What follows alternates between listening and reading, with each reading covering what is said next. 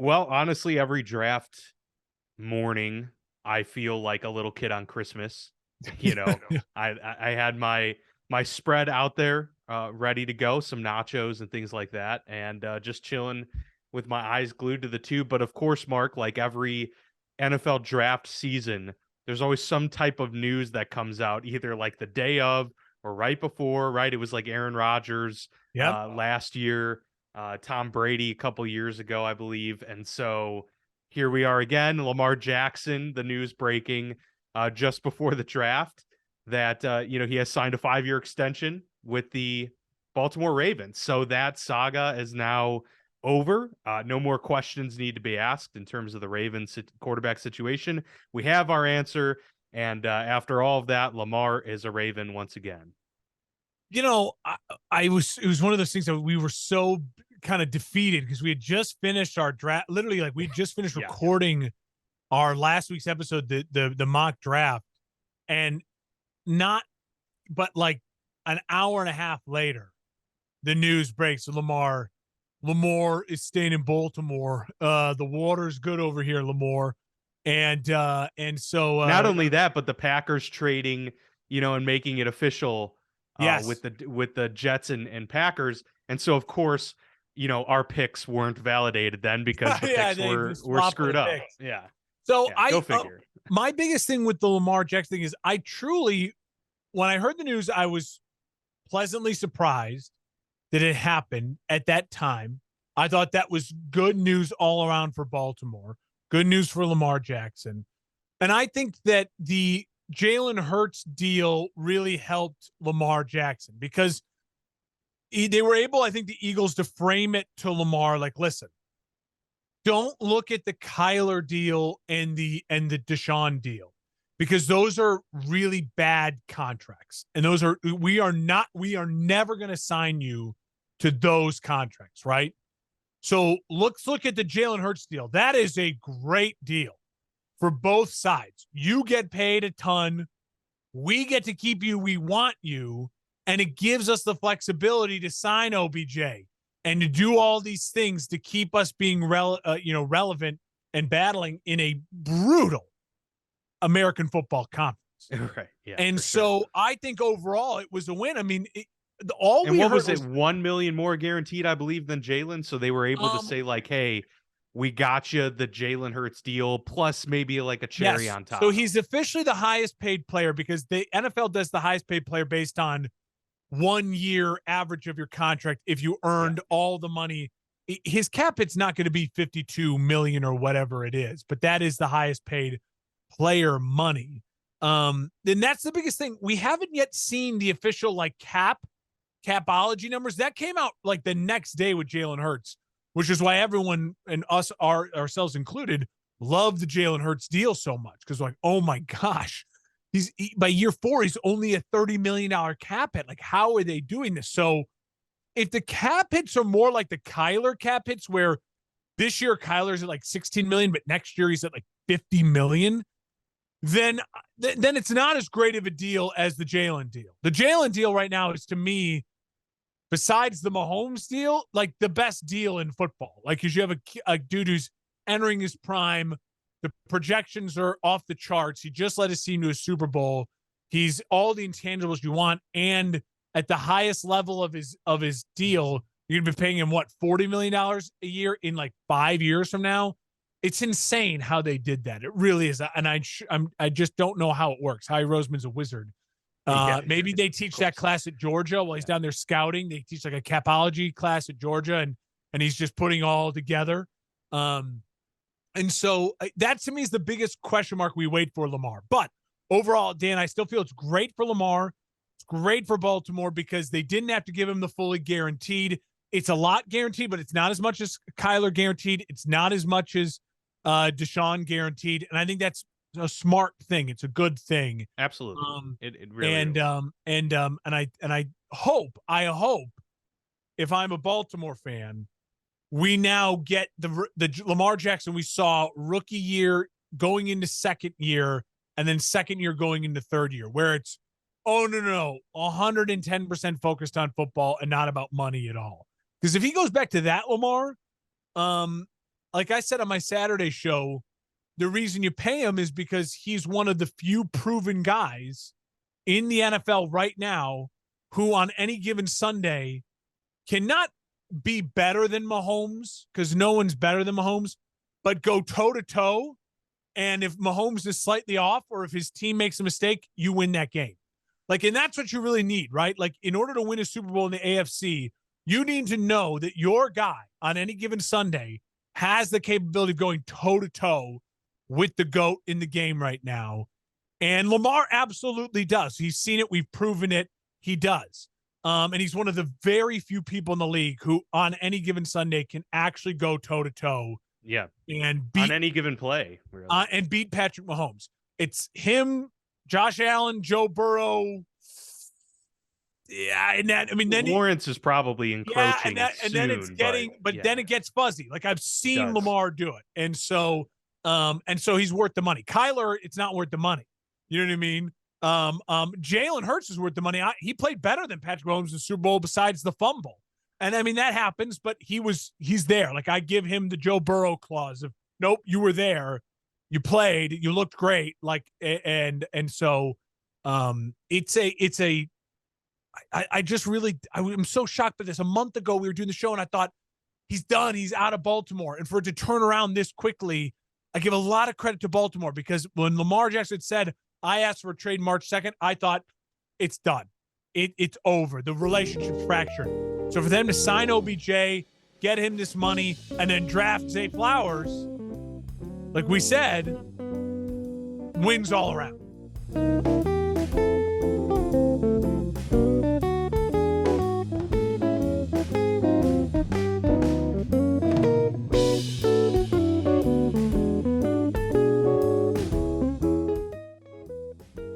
All around indeed. They did have a good draft, and part of this whole business is stacking weapons for Lamar Jackson for the future. I mean, OBJ is obviously a placeholder, but you bring Zay Flowers in, hope that he takes a big step into year 2 in his NFL career, and by then you can kind of move off of OBJ and feel all right about going through with it. So obviously there was some other quarterback news as well, that being Aaron Rodgers getting officially traded to the New York Jets, and that news broke shortly after our draft episode as well.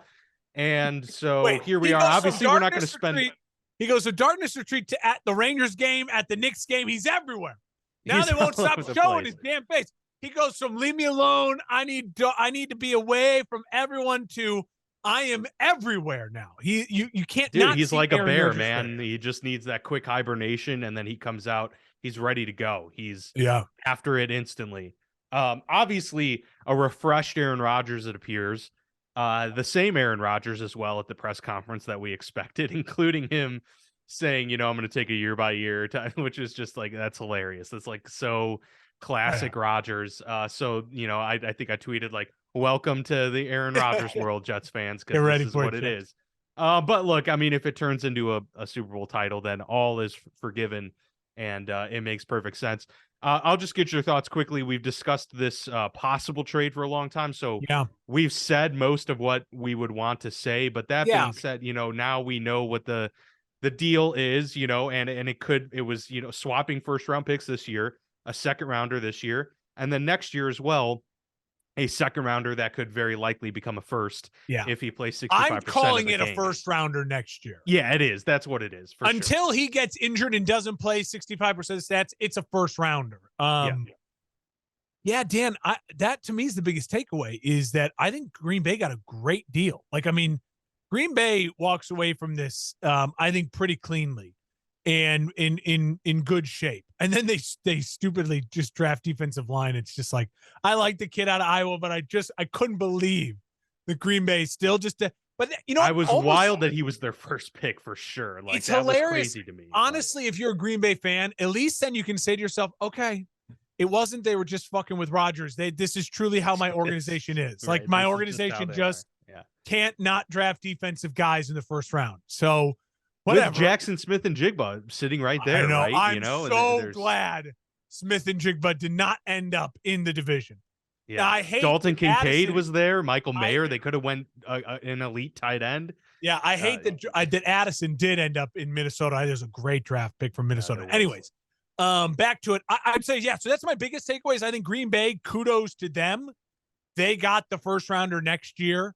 That's huge. And then I think, to me, I just have this very, very strong feeling this will look exactly how Brett Favre's first year with the Jets ended up being only year. I think Aaron does play 2 years with the Jets, but I think this looks exactly how year one with Brett looked. I bet they come out to a hot start.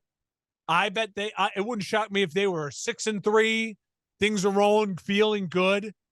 I truly, though, think if you look at this Jets schedule, and now we have schedule release day later this month. If you look, though, we know already what the teams are playing. Dan, they have it's a bad schedule. Yeah, it's very schedule. Tough. Yeah. Now they're a good team, and they were a good team, and just had terrible quarterback play last year. And I do think they're a better roster than they were. But I mean, it's hard to overcome really, really tough schedules. And Aaron, his first year with LaFleur they won games, but he wasn't Aaron Rodgers MVP. He didn't win the MVP his first year with LaFleur. Mm-hmm. He was Aaron Rodgers MVP numbers year 2 of the system. Now you could argue he knows the system. It's Hackett. Right. I mean, that's a huge draw. I think it's going to be they're going to win, but I think it's going to be a slow start and it's going to end ugly in New York year 1 with him. And I think for the Packers, to me, they're the 4th best team in the NFC right now. They're in the NFC North. They are the most unpredictable NFC North team to start, in my opinion. And so I don't see exactly where the juice is offensively of like the pop firepower. They have a couple young receivers that you like. Obviously, they have running backs that you like, but you have a really unproven quarterback who you don't know if he's going to elevate the young receivers like Aaron elevated Christian Watson in the second half of the year. And then defensively, they're solid, but there's no one in that defense that like, oh my God, they have Joey Bosa. They have Nick Bosa. Kenny Clark's pretty dominant. I would say he might be the only one, but Jair, I mean, it's not not TJ Watt, who I'm like, well, he can just win games. You know what I mean? Yeah. Myles Garrett. Aaron Donald. There's no person on that defense where you're like, well, don't worry, that he alone is going to help their defense be elite of the elite. So that's my biggest takeaway. In the end, I think it's a lot of press because it's Aaron Rodgers, but in the end, football wise, I think both these teams are fighting for 3rd or 4th in their respective divisions next year. That's my early feeling. Yeah, I mean, we'll get to our season predictions later on this year, but I agree. I haven't. My early feelings a little bit different on the Jets. I think that they are probably going to be fighting for that number 2 spot in the division. Okay. I think it sucks for Miami. I think the deal really sucks for Miami because I was saying like roster wise, Miami's roster is incredible. I mean, they are to me. They added Jalen Ramsey. Remember? I know. I mean, they are, to me, one of the best rosters in the entire NFL. Top 3, 4, yeah. But with the quarterback situation the way it is, and where the Jets are as a roster as well, it makes me think that the Jets actually might have a slight upper hand in that division, unfortunately. But that schedule is a problem. No I'm question. excited to debate this with you. I'll save it for later. I truly believe in Miami over New York. We'll debate. It'll be a fun debate when we get to that because schedule release day, coming later this month. We'll talk a ton about that, but we won't actually make our official predictions till, the week or 2 before the season. So that'll be a fun thing to debate because right now I feel very strongly of Miami over New York. All right, fair enough. And then it's the Patriots. They're a wild card. I mean, the Patriots that's true. No one's talking about Bill Belichick, and they finally have an actual offensive coordinator. So God only knows what the Patriots will bounce back. And they had about 36 draft picks. So there's that. Oh, I know. They added a lot of guys. That's for sure. But yeah, let's get to the NFL draft. That's why we're here. Big reactions from 3 rounds. Obviously, there was a ton of action the first day. Lots of trades. Record-breaking trades for a draft. Yes. Very surprising moves early on, too, I would say. Jahmyr Gibbs to the Lions was a head-scratcher when it happened, especially as high as the pick happened. There were just a lot of things, but overall, I think, what stood out really, and it's no surprise, was the Texans doubling down and going 2-3, getting a cornerstone quarterback and CJ Stroud, trading back to get that number 3 pick, and getting a cornerstone defensive player in Will Anderson. That was quite a bold move there for DeMeco Ryans and company in his first stint with Houston. I love that. We talked about this on our show, and that's one of the reasons why I love doing this show, because it's that whole, when we were talking about Arizona 2 weeks ago, possibly trading number 3, we brought up the Texans as they are legitimately in a position to go up and do something like this. And what I love so much about the Texans doing that is, when you make a big trade and you trade Deshaun Watson, your franchise quarterback, and they had to do it, they had to start clean and clean that relationship up with their own fans. And Deshaun, to his credit, America is the land of second chances, and he's getting it. Someone gave it to him, so he's getting his second chance. But the thing I love so much about that is when you get all those picks, it's like I feel as a Bears fan right now. It's great to have those picks, but in the end, right, you've got to want to use something. them. You got to do something. And the Houston Texans said, we all year long were scouting Will Anderson because and quarterbacks, because Cleveland wasn't great early on in the season, and they legitimately thought they could have ended up with 2 top 5 picks. They fell in love with 2 players in the top of this draft, and instead of saying, well, next year we'll have 2 picks, screw it. Now let's go get your guys now. You want the best defensive player in the draft, you want the best quarterback available in the draft, you get them both. And they were smart to take Stroud too first, because it made the trade market way less hot. If they had taken Anderson first and then tried to trade to 3, well, then you've just made it a harder trade. You have to give up more. That's a good point. Yeah. So everything about it was so smart. It really was. I loved that. We said the teams that had multiple first-round picks had chances to really be special. Obviously, the Philadelphia Eagles had a special first round.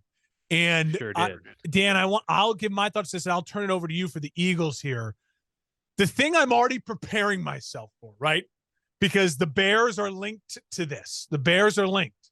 And everyone's like, oh, you gave up an all-time possible talent, Jalen Carter, for a 4th round pick.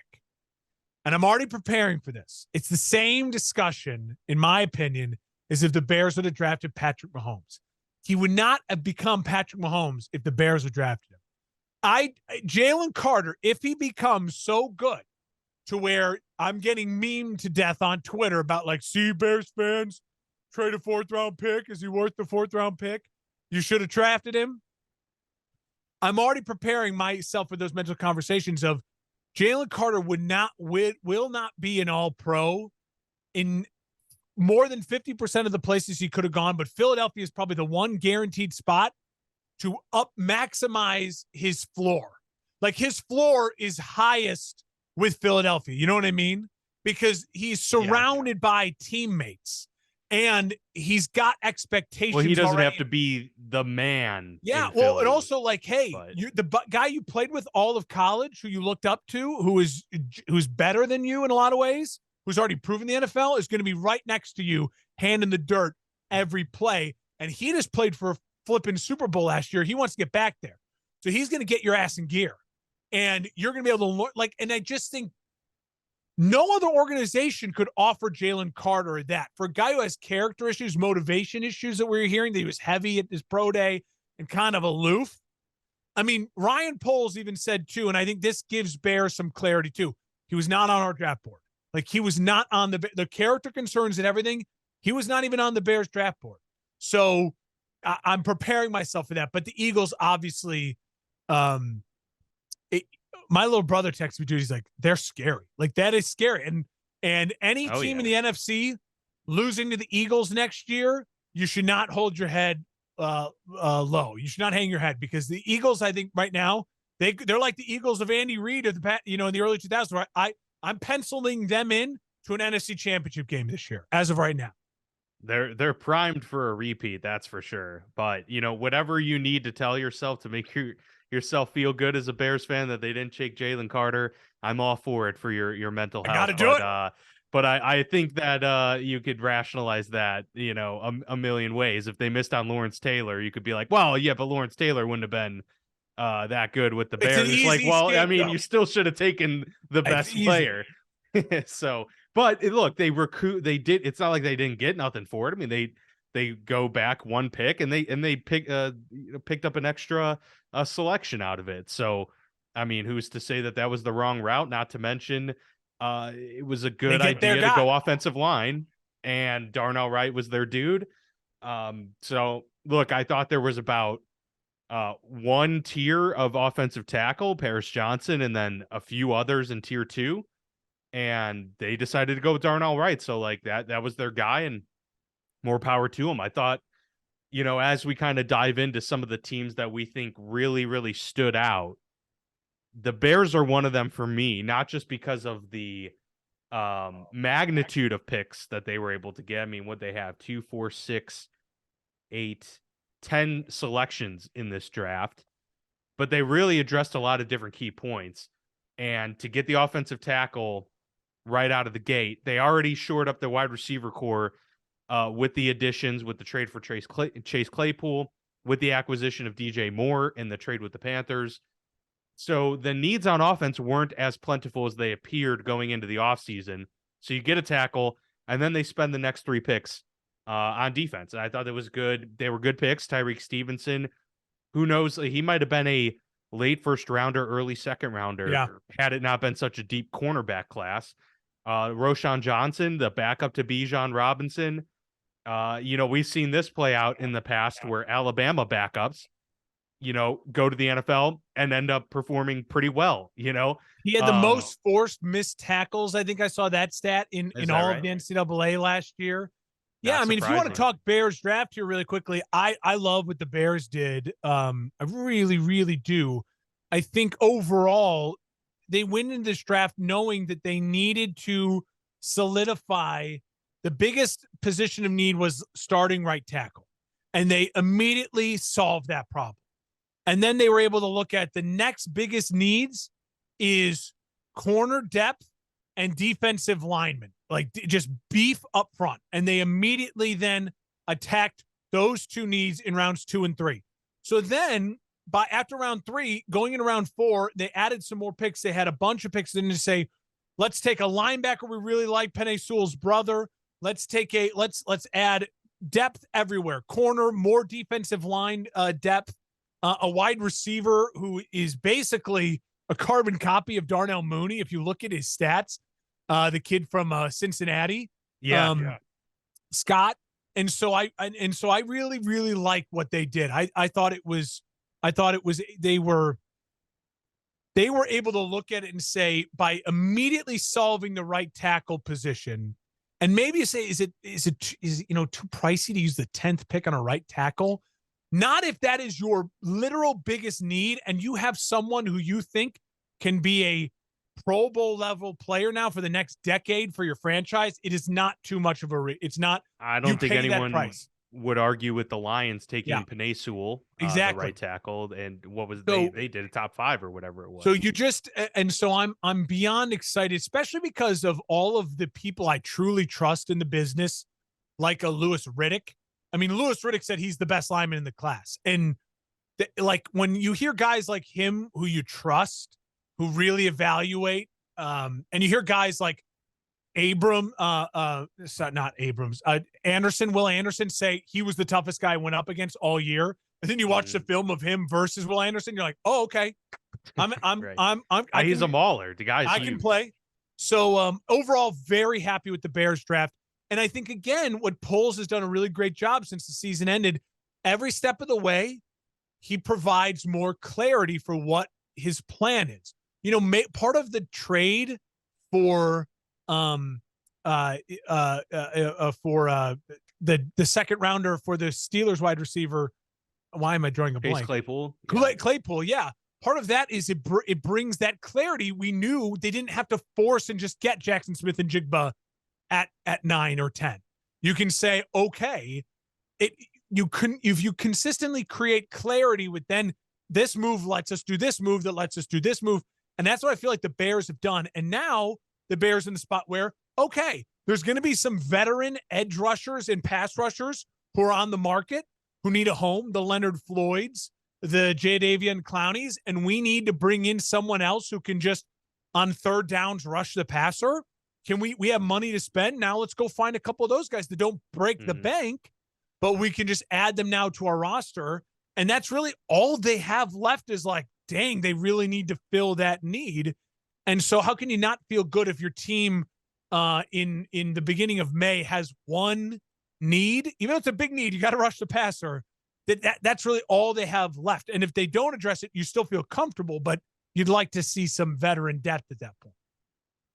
Yeah, they had a really good overall draft. I think it was well rounded, and I think both of our teams. I think the Steelers had an A plus type of draft just from where we're sitting. But we'll get to that in a little bit. But another team that I actually thought initially I thought, very questionable, and then as the picks went along, I was like, wow, it's actually turning into be a really good draft, and that's the Detroit Lions. Yeah. I thought the Jahmyr Gibbs pick at number 12 was silly, even after the DeAndre Swift trade happened. What's that? You posted a tweet that was funny. Like if you reorder the Lions picks. Yeah. Then it's like, wow, what a great draft. Yeah, because some guy drew the arrows saying, well, if Jahmyr Gibbs was their number 45 pick, and then Jack Campbell was their, second round pick, and then Brian Branch was their first rounder, and Sam Laporta was their second round, like just switch them all around. It's like, wow, that's a really solid draft. Well, they were able to get all of those players just in a completely different order and an unexpected one. Despite the DeAndre Swift trade, they still have 25 running backs on their roster. I just feel like they've got so many. They went and drafted 2 in this draft. But overall, I did find it. I guess that's wrong. They didn't draft. I thought they drafted another running back. Maybe not. They still have a big room there. But to get Hendon Hooker at number 68, a completely, no risk, no risk type of move. It's number 68. Why not get another quarterback in this room? And he's a guy among the whole class that could use a year or two of like physically he needs in a different pro system. He tore his ACL. He's not going to be able to even be ready. So it's not like the fans can chant hand in, or hooker, whatever you want to chant, however you want to do that. Double H, if I was Hendon Hooker, I would add just my middle name is actually Henry too. So it's like Triple H. That's just what I would do. But Dan, I agree with you. I think to me, everyone keeps telling me this kid from Alabama is Alvin Kamara. That he is Alvin Kamara. Like he is Cook. Like he is the modern NFL, like, Christian McCaffrey. He's that guy. And David Montgomery, who they signed from the Bears, is not that guy. He's more of a traditional 3-down back, a grinder. Absolutely. Between the tackles guy. Everyone keeps saying this Gibbs kid is like, no, you could basically just put him anywhere, split him out wide. Yeah. He's a weapon. And that's what they might, who's to say they might not just almost primarily use him as a slot receiver? Well, and a third down and a weapon. And remember, Jared Goff got the Rams to a Super Bowl when Todd Gurley was carrying the load. And if you can basically say to yourself, hey, Jared Goff, we got you a guy who we think can be like Todd Gurley. He can run between the tackles, sure, but you just dump it off to him. He's going to get first downs. And Todd Gurley, remember how explosive Todd Gurley was in the screen pass game with Sean McVay? And then they just dump it to Gurley, and he was, running all over the field. And you say to yourself, you can protect him a little bit because you have David Montgomery in a very reasonable contract. And if clearly they were out on Swift, and so you saw that coming from a mile away, they got something in return for Swift, and they were out on him. I don't, sometimes good players that fans think, well, he's a really good player. Why would they do it? sometimes remember, you got to create a team, and you got to have respect in the locker room. You got to have everyone buying in, and who knows why that relationship didn't work with Swift and this staff, but it didn't. And so they went out and they, from the end of the season, they go get Dave Montgomery, they go get their guy in Gibbs, and now Detroit didn't have a ton of holes. I mean, so I think it was a little bit of an overreaction to be like, Detroit, what the bleep are you doing? Everyone said he's a first round running back, right? And part of it is, I think it was Todd McShay who said, like, why did they wait till the receivers for 20, 21, 22, 23 in the first round? Well, he said, he's like, this year's draft is different. Like, none of these guys are a true number one.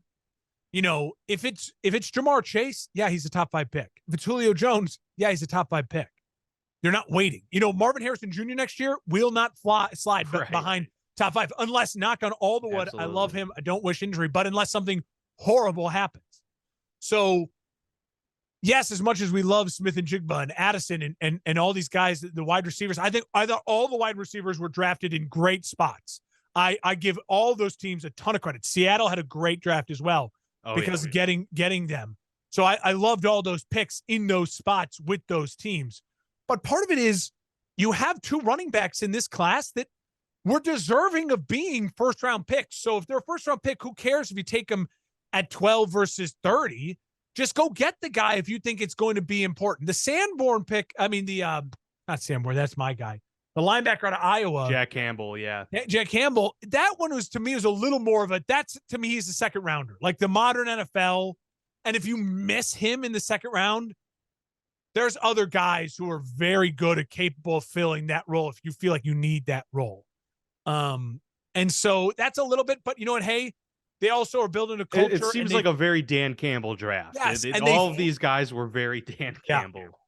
They feel like they have to, again, they don't have a ton of holes. They just need guys to mature and play better. And so I think Detroit is set themselves up very well. I'm excited for Detroit Lions football next year. Like, watch them from the get-go. Because remember, they got off such a slow start last year and then exploded. So they, to me, seem like the team is, can they get off to a quick start and then sustain it? Maybe with the depth they added, it feels like they're in a better spot to do that. Remember, Swift was injured for a while last year too, and that was one of the big bummers. And that's why Williams ended up having a good run. But I think they knew led deep the league down, in like, rushing touchdowns. Yeah, I think they knew deep down, we need explosive players. We need someone who can just dump it like St. Brown, the wide receiver, and they turn a 10-yard hitch into a 70-yard touchdown. And that's what Gibbs is capable of doing. And to be honest, Swift and Montgomery are very similar backs. And so Montgomery, his biggest problem was he could never find the end zone. He'd run like 40 yards and then get kind of run down. So again, I think the Lions hate early on, you're right, was kind of deserve it of like, ugh. But if they truly feel Jared Goff needs these weapons, and then the Hendon Hooker thing, I think was a great pickup for them. It's no pressure. It's not like he's coming in to compete right away. And if for some reason he really, really pops, and by the end of the year you're watching him in practice going, this kid is special, then you can move on from Jared Goff. And Jared Goff for 3 years helped right your ship and get you on this program. Or if he's a bum and he ends up flaking out like what's his name that the Titans drafted last year, Malik Willis, and the physical tools there, but he just doesn't have it, then you still have Jared Goff, and you can re-sign Jared Goff or, find another replacement. Yeah, it's great in that way. Let's talk about the Colts at number 4. They take Anthony Richardson. The Crazy. Best possible landing spot for Anthony Richardson, in my view. Atlanta maybe actually was probably, the second best, but I think the Colts in terms of roster construction have a way better roster, and just the ability obviously to work within a system that was designed with Jalen Hurts in mind. Yes. It's hard to see how, why they wouldn't consider going Anthony Richardson with the number 4 pick, and they did. They take him. They also had a phenomenal draft, I thought, with getting Josh Downs and some other playmakers and edge depth and things of that sort. So really addressed a lot of key issues. And overall, though, it comes back to Anthony Richardson. I think there's a good likelihood that this guy sees meaningful snaps in year one, but I think they start with Gardner Minshew. Just the initial thought process. Probably give Minshew a few games there to get Anthony Richardson up to speed. But what were your thoughts on the pick? I wouldn't be shocked if Richardson starts day one. I'll put that out there now. Oh, I it's, yeah, agree with you. could I agree certainly with you. happen, Right yeah. now, it feels like, okay, Garner is like the Mitchell Trubisky for last year, but he's so athletic and freakish that it would have shocked any of us if he pops in camp and ends up starting. I don't think so. Here to me is, so I was convinced to be Levis. We did Levis in the draft. Yeah. I was convinced it was Levis because I was convinced that Indy was just so sick of it not working that they were going to trust someone they felt like this is a higher floor. Like, we have better faith this will work. He's a little built more like Andrew Luck, big arm, big kid, tough, can use his legs, but just physically a just bulky dude who can handle the pressures of the NFL. And I said this on my show on Saturday, and I'm so glad that we're talking about it now, because I need you to bounce it off and think I'm crazy. I have a take on this, and I think I know why they did it. And my take is, I think Indianapolis is willing to say to their fan base, we're going to swing for the fences, and if we miss, it's not a bad thing, because we have to swing. Because Indianapolis, like every other team, it's at the bottom two spots of their place in the AFC. They have to convince their fans, we can beat Patrick Mahomes to get to the Super Bowl, right? Yeah. In order to do that, you can say with Anthony Richardson, this guy we think can develop into the guy that can beat Patrick Mahomes to go to the Super Bowl. As opposed to saying, hey, we're drafting Will Levis just because we want to get back to winning 9-10 games a year and being stable, right? So Anthony Richardson may flame out and it may never work. But at least then they can sell to the fan base, we're going to do it again. We're going to take another person with the freakish intangibles that have the off-the-charts things like Josh Allen did, like Mahomes had the freakish intangibles and the body, because in order to get to a Super Bowl in the AFC from 2023 to 2034, we can honestly say in the next 10 years, you're going to have to go through, if you don't have one of these guys, you're going to have to go through Mahomes, Burrow, Allen, Lamar, Herbert, the list goes on. Aaron Rodgers for a year now. I mean, Trevor Lawrence in his own division. So by going with the kid with the ceiling that is to the moon, at least you can sell to your fan base, we're swinging, and our goal is not be complacent. We're going to try to win Super Bowls. This guy, he may not be our quarterback 8 years from now, but for the next 4 years, he maybe gives us the best window to pop and win a Super Bowl and go toe-to-toe with these guys on a rookie deal with all the intangibles, with all the physical tools, if we surround him really well in the next year and a half of his career. Now, if he flames out, they can at least say, we swung for the fences. We understand you're upset. He didn't work out. We're upset. Let's go swing for the fences again. I think that's very likely, how this thing played out. But I will say, I think it also played out the way it did because of the quarterback class and who was available. Perhaps the Colts would have went a different route if instead of Will Levis, who, yes, going into it, you thought maybe had a higher floor, but he certainly wasn't a, top flight type of option. If there was even maybe a Mac Jones there, maybe they would have thought, okay, well, that guy's pro ready and ready to win now, and we could do something with that. Maybe they would have taken Mac Jones over the bigger guess of Anthony Richardson. Yeah. But when you do have those opportunities only come a couple times in a decade, if you're, remotely successful and that's what you want to be in the NFL, his ability to compete. So when you have the number 4 overall pick, you have that opportunity there waiting. Do you take the safer option of the quarterback class that you have, which really isn't that great of a quarterback class? Or do you go with the guy who can shatter the ceiling of this class? And in 3 years, we're talking about him as the clear best of the group. Probably just got to go that route. You got to take those risks. And that's what the Colts did. And that's why I think that set the stage then for the rest of the draft for them, to where, they were able to take the guy that they were confident in at quarterback and then really just say, all right, we can breathe a sigh of relief here. We feel like we did what we had to do. And now we can just literally pick apart all of these areas of depth across the depth chart. Whereas maybe if they got a more pro-ready guy in a Will Levis, maybe they would have felt a little more pressure to, oh, well, now we have to like surround the entire offense with weapon after weapon. We have to like hug this guy. Instead, they're like, we think Anthony Richardson can thrive, kind of like Justin Fields last year, thrive in some chaos, right? Like you're not, and it didn't turn out to be a great season for the Chicago Bears, but you could say that Justin Fields, not many quarterbacks would have been able to overcome some of the aspects of that offense. I think they think Anthony Richardson could be a similar thing. And look, they already have Jonathan Taylor in the backfield. They already have a pretty solid grouping all around. So I thought their draft was great. I think they had 10 picks as well, to be able to just add, that's going to be a tough team. And I tweeted about this too.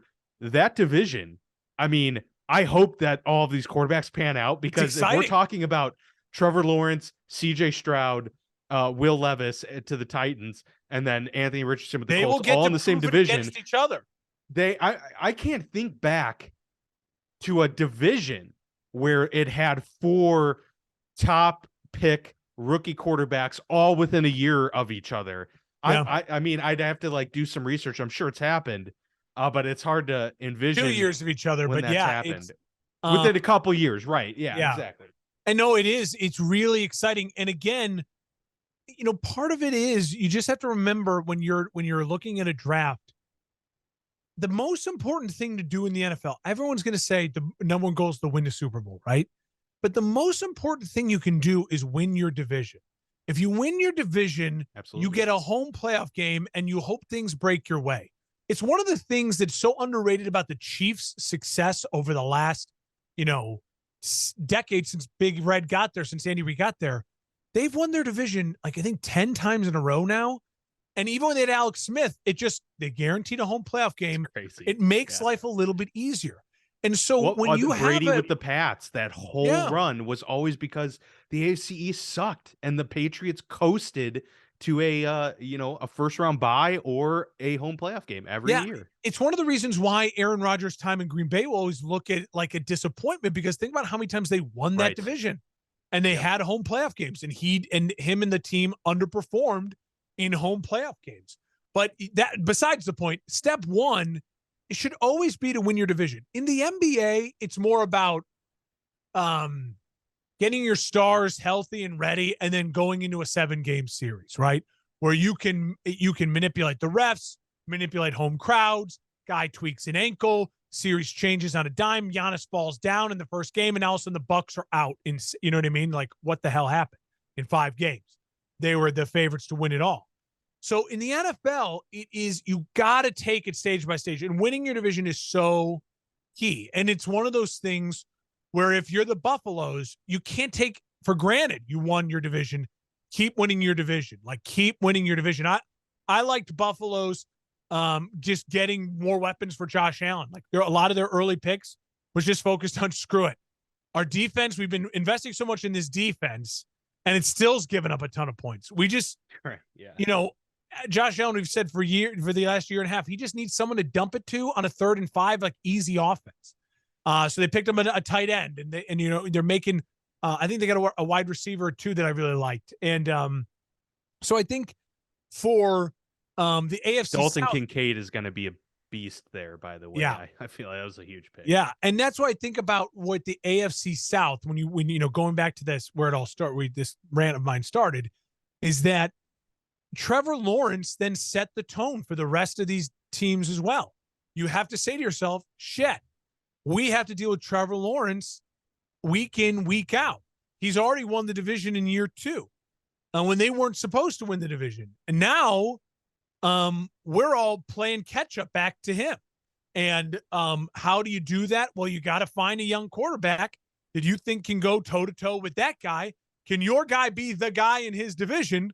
So then when he gets to the playoffs, he can be the guy to go toe-to-toe with their guy. And then you got to hope that your roster is healthy and everything fills out the right way and you have a great coach. That's what makes the Chiefs so hard to beat and why the Chiefs are so good. And again, why I think the Bengals run to the Super Bowl 2 years ago so impressive and why Joe Burrow, I just think so highly of him, is because of what they did in beating the Chiefs at home in that game. I think overall, the other draft notes to me that I would like to mention, just personally, again, those wide receivers. I think all of them went to the right place at the right picks. And that run of wide receivers was really, really epic, 4 in a row. And it all made sense where they went. And I give credit to all those organizations for just pulling the trigger on those picks, because I think all of them make sense. I think all of them will be productive. I think all of them landed in great spots.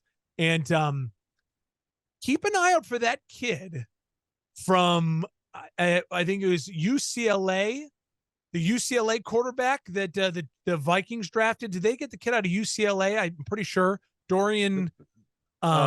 Dorian Thompson. Yes. It's a hyphenated name. Dorian Grant Thompson. Yes. Maybe, did he go to the Vikings? I'm pretty sure whoever the Vikings drafted as a backup quarterback, I really like. And I think, just saying, it's one of those things. Kirk is a free agent after this year. His contract's done. I don't expect Kirk Cousins to be back with Minnesota a year. I think actually went to the Cleveland Browns. Dorian Thompson. Okay, Robinson. I don't hate that. But who's the Vikings? Who did they draft? I like. The Minnesota Vikings. Was the kid from Ole Miss? Shoot, I need to look it up real quick. Pull it up. But that's an interesting one, because I remember thinking to myself when they drafted him, oh, I like that kid. Now I can't think of it. I didn't write him down because we're getting deep into the weeds here. But yeah, true. But no, I do remember when they took the quarterback. It was they took the BYU quarterback Jared Hill late in the draft. Is that who you were thinking of? Yes, Hill from BYU. He's very mobile. Hall, little, very mobile, undersized, but like an electric, like gigantic cannon. And it wouldn't shock me if he, like, because I remember it was like a couple of years ago when they drafted Kellen Mond. They're like, oh, is this the Kirk Cousins replacement? And he flamed out. This kid doesn't seem like that. He seems like head on his shoulders, unlike Zach Wilson, like really, really humble, but all the tools you want. And I mean, that offense has got so many pieces. I just think this is Kirk Cousins last year with Minnesota. And so that's going to be a fun storyline to talk about where Kirk Cousins is a year from now, but also what the Vikings will do, because that is going to be the biggest desired opening for any team, I think, because offensive coach, division that isn't like dominated by anyone at this point a year from now, and with getting Addison to go with why can't I? Justin Jefferson. Justin Jefferson. I'm blanking on all the names today. To go with Justin Jefferson, it's a hell of an opening and interesting. I remember thinking I liked that kid when they picked him. BYU historically does produce quarterbacks that can play in the NFL. Yeah, no, that's true. Despite not picking until number 36, the Rams had 14 draft picks. They needed that. They needed a total retooling. I honestly think, I wasn't particularly impressed by the haul in terms of the players they got, but when you have 14 draft picks and you're a relatively, solid organization, I imagine a grouping of that's going to pan out for them. And they needed starters all over the place. They may have fixed themselves quicker than we anticipated. So I thought that was something interesting that came out of the draft. I do want to talk about the Steelers real quick because, Yeah, go for it. well, I am a Steelers fan, and but I also think they had one of the best drafts, certainly in terms of obviously when we're talking about how great draft classes are. We've talked about this now several times. We won't officially know for probably 2 years, 2 to 3 years, how this class actually pans out. But from the perspective of the draft just happened, how are we feeling about it? This is the best I've ever felt about a Steelers draft class. And there have Really? been a lot of pretty solid ones. The fact that they were able to trade up just a couple spots ahead of the Jets to take Broderick Jones, the dynamic athletic left tackle out of Georgia, I thought was super smart because I really do think that the Jets were going to take him. And who better to trade with than the New England Patriots, because they're not going to want to trade that pick to the Jets, and they're going to say, fine, go ahead, screw the Jets. That's all well and good for us. And then on a side note, for Christian Gonzalez to slip all the way to the Patriots after trading down, that was remarkable. I thought he would have definitely been the first corner off the board, but that went to Devin Witherspoon. That aside, I thought Pittsburgh then sitting there with the number 32 overall pick. Thank you, Bears. Going into a day where you have the first pick, a world of opportunities open up. We heard several phone calls were being taken by the Pittsburgh Steelers for that pick, but clearly it was gonna require a haul or nothing, because Joey Porter Jr. sitting right there. There's obviously the family bloodlines, but he's also like a 6'3" corner with just like perfect Still so size much for the upside. system they run. And yeah, I mean, clearly could have been one of the top corners, taken in the first round. Only 2 went. And so there he was. Then they go and get a, defensive tackle that they thought maybe would be there at 32 that they could get from Wisconsin. And then to come right back and get Darnell Washington, the 6'8" tight end out of Georgia, who slipped because of knee concerns. He might have been a second round pick, or even what they were mocking a late first, had that stuff not come up. So I just thought the first 4 rounds were dominant for the Steelers, and just super happy with how things panned out. Well, and they didn't have to sell the farm to get any of these guys. I'll put it to you, and I think you agree with this. The Steelers are in that team category. There's 2 team categories, right? There's we think our quarterback, or we know our quarterback is a superstar. And then there's the other category of we know our quarterback is limited. And so they're in that category, right? With the Dolphins, with the Niners, where it's like, hey, we know our quarterback is limited. Like, he is not pound for pound top 10 freak talent guy. Like the Bears are in that category. We're like, no, we think our quarterback is a freak. Like, it's a freak or bust, right? And then with Kenny, you think, no, we have like the Kirk Cousins type. There. Yeah, we have the Kirk Cousins type where it's like, this guy's really solid. So if you surround him with an all-star group, we can be a really great football team. And I think the Steelers did a hell of a job, as you mentioned there, finding those picks in those first really key rounds and be like, oh, starter, 10-year starter, going to be huge for the quarterback. I mean, the tight end out of Georgia and Pickett, he's going to be his best friend in the red zone. He's 6'8", monster blocker. Just like him and Freiermuth, they're going to run 12 personnel the entire time. Yeah, it's Mike Tomlin football too, and so I agree with you. Yeah. I will say that was the thing I wanted to bring up. So the quarterbacks, 14 quarterbacks taken. A lot of people are saying that's the Brock Purdy effect. Didn't they say there was a record number of quarterbacks taken? Yes. Was it either overall in the draft, or was it? I think it may have been like the first 4 rounds or something like that. There were 12 quarterbacks selected in the first 5 rounds. That's a draft record. 12 in the first 5. Yeah. Now, of those, I think we agree the first 4 we all like. Young, Stroud, Richardson, Levis. I think they all ended up in unique spots, good spots, and we expect them to be starters and like exciting to watch their careers. Hendon Hooker has got the chance to take a year off, learn, and if he practices really well and balls out in preseason and all these things, I don't think he's gonna play this year preseason, but because of his ACL. But in the future, like he has a chance, we think, to be the Lions. They're going to give him a chance to maybe be the Lions starter. I like Jake Haener for the Saints. Now, they just signed Derek Carr to a 3-year deal. But Jake Haener from Fresno State, undersized, really, there was those 3 guys I liked. It was Jake Haener, it's Dorian Thompson-Robinson from UCLA, and Jaron Hall from BYU.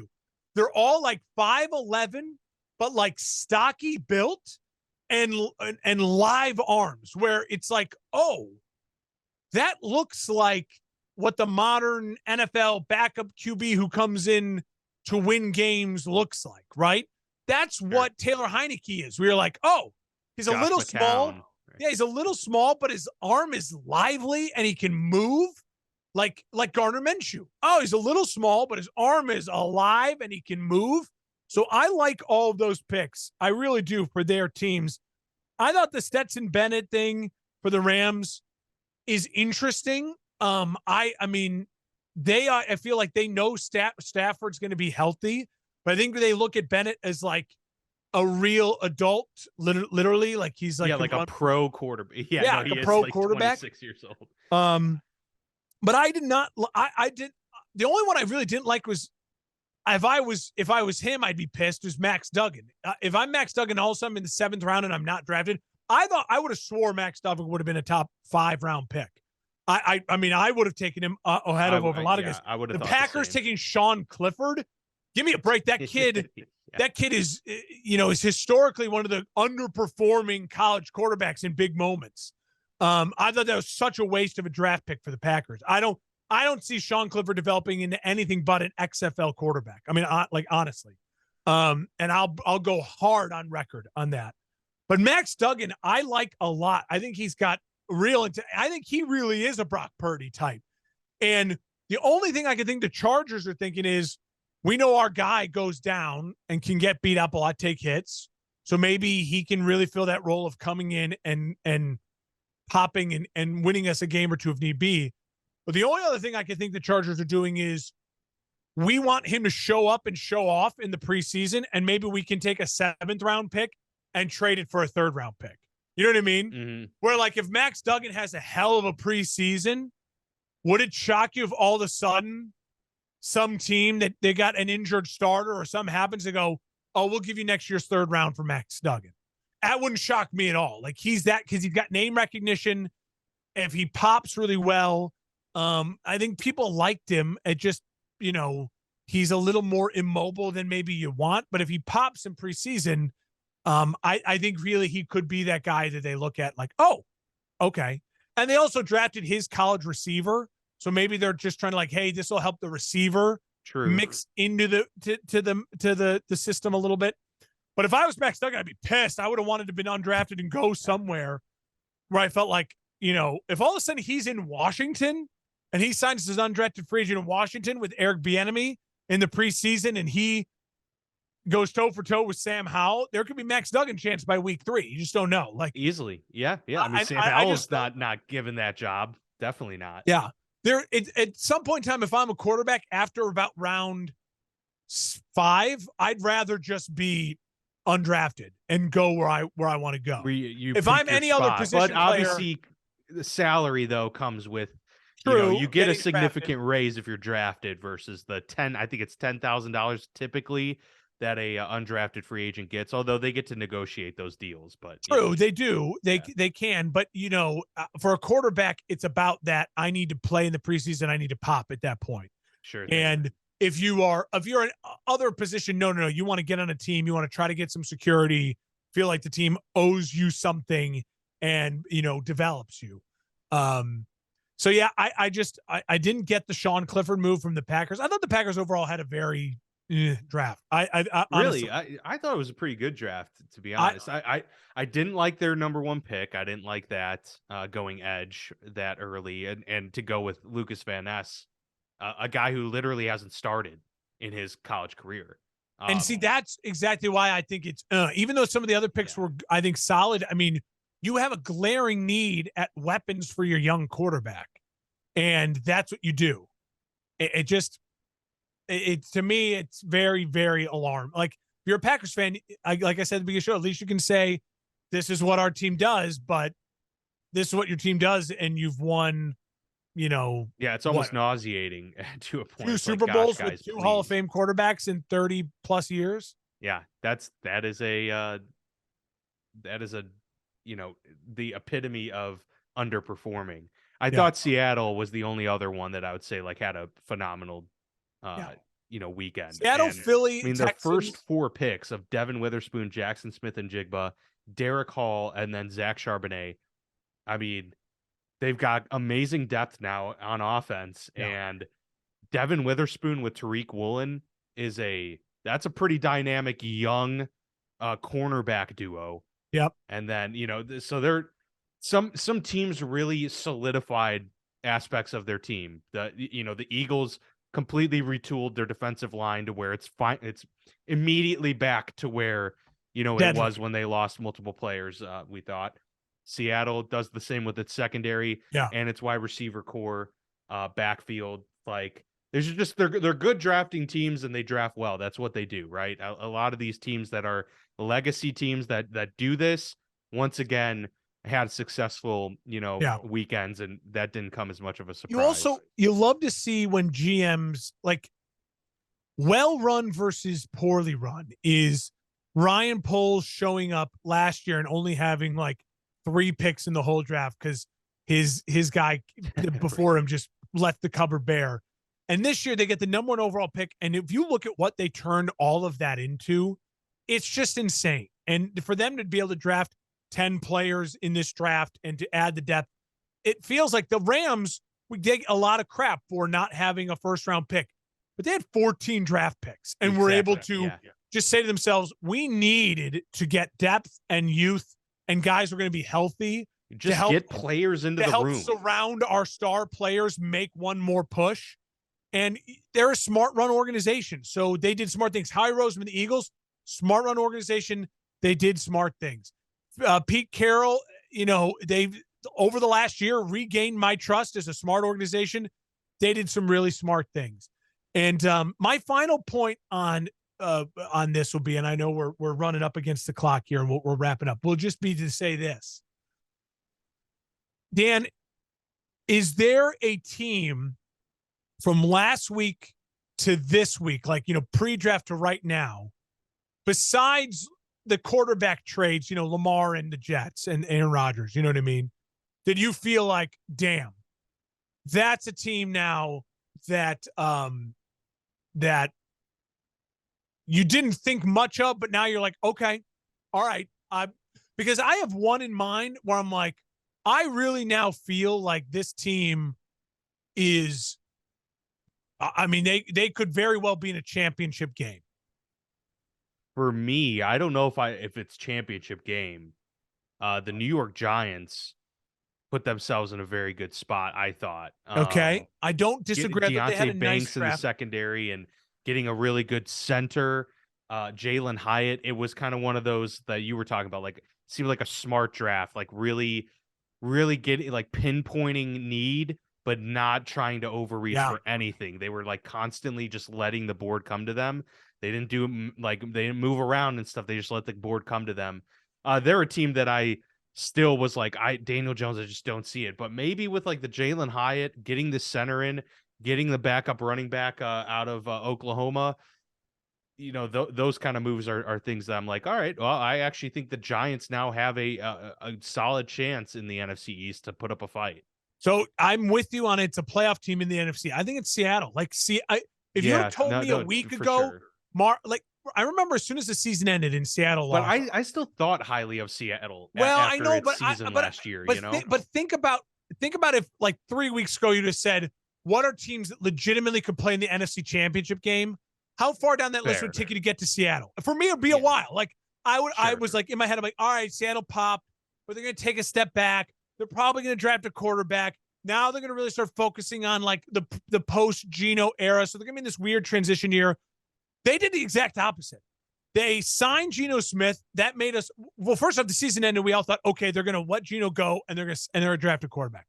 They signed Geno Smith. It made us even feel more like they're going to draft a quarterback because you're not going You're not just going all in on Geno. Yes, it's basically a 1-year deal, so you're not going all in on Geno. And then in a draft where the record is broken of most quarterbacks taken in the first 5 rounds, they didn't take one. They said, no, we're going even more in on Geno, and not only going more in on him, we're going to get him the best wide receiver weapon in this draft to go with a wide receiver core that doesn't need another weapon. But now Lockett, with his age, can move really just into the slot and become Wes Welker and become, Danny Amendola and become that guy, and Julian Edelman. And you have Metcalf, your big, dominant receiver on the outside, and then you have your extremely good young route runner with Jackson Smith and Jigba. And all of a sudden, I'm like, Seattle, they're kind of a scary team. They might be the favorite in the West right now. I think they are. And that's what I'm saying is, like, a week ago, I still was on Seattle's probably going to fight for a wild card. And, then they're going to transition maybe into whoever they draft as the quarterback. And then, we'll see where they go. But now I'm like, I think Seattle's the favorite in the West this morning. Yep. So to me, that's definitely agree. There's young teams. I think Texans drastically improved themselves. I think the Bears absolutely improved themselves. Panthers did too. But Panthers improved themselves. But they're not. That might mean now they're battling for a playoff spot. But I'm talking about a team that was either battling for, or like Detroit. Detroit, I legitimately think now, they should be the favorites in the North. They should be the favorites. And I think Seattle a week ago would have said, they'll probably make the playoffs. Now I'm like, no, I might bet them to win the West. Easily. Yeah. Yeah, no, I totally agree. They are in a good spot. And, Geno's older, but he's not 35.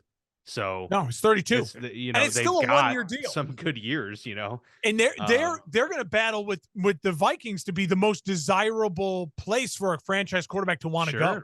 Absolutely. So if someone's disgruntled and wants out somewhere, they can move on from Geno after next year, or they keep Geno and they're still really cheap at quarterback.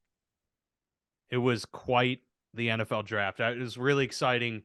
Always is, but I felt like this year had so many more question marks surrounding what was going to happen in the first round. It was a wild first round. Didn't even mention, I forgot, Emmanuel Forbes going to Washington ahead of Christian Gonzalez. I was like, what are they doing, dude? That guy, he weighs 160 pounds. New owner, same problem. I know he's really good at intercepting passes, but my God, that guy's gonna have to put on 30 pounds. You know what? In the NFL, I'd imagine. Good luck. They don't have a quarterback, and they don't. Good luck. But we'll see. We'll see how the plays out. But yeah, super exciting. We'll have a lot more to talk about now as rookie mini camps get going, and we've got the schedule release coming up shortly. Baby. Like you guys know, it never stops. It never stops in the NFL timeline. So that has been our NFL draft recap episode. Like, subscribe, all that good stuff. We appreciate your support, and we'll see you back here next time.